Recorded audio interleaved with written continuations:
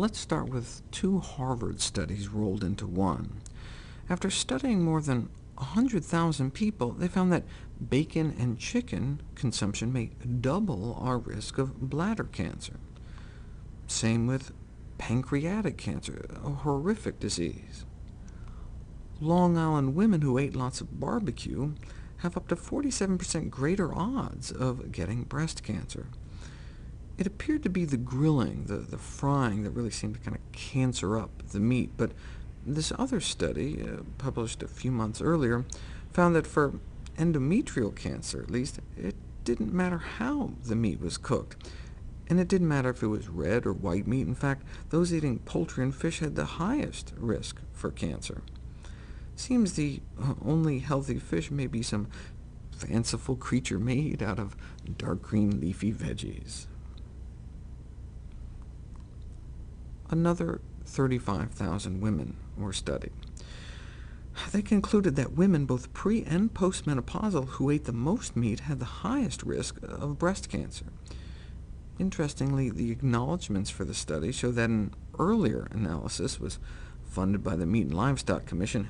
Evidently, when they found out the results, they weren't quite as enthusiastic in their support.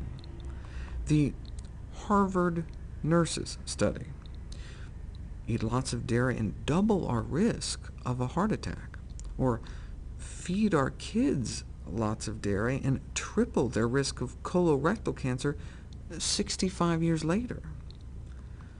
More dairy, more prostate cancer, more testicular cancer, more Parkinson's disease, all again published within just about a 12-month period. And this is no fluke.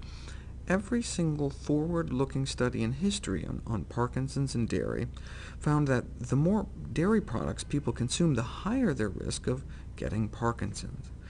My father has Parkinson's. It's a terrible disease. But why? I mean, why more cancer? Why more disease? What is in animal products that may be so toxic it can cause enough brain damage to trigger Parkinson's? Well, we can start with the industrial carcinogens that tend to build up in animal fat. Just how are dioxin levels affected by a so-called vegetarian regime? Well, vegetarians had significantly lower levels in their blood. In fact, that's how scientists study the dangers of living near something like a trash incinerator.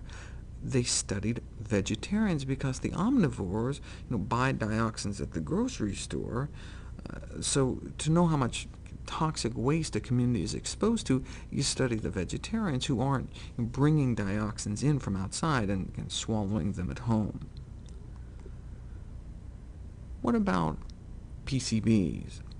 Scientists look at the diets and feces of vegans versus omnivores, and not surprisingly, meat eaters were found to flush much more of this serious carcinogen through their systems.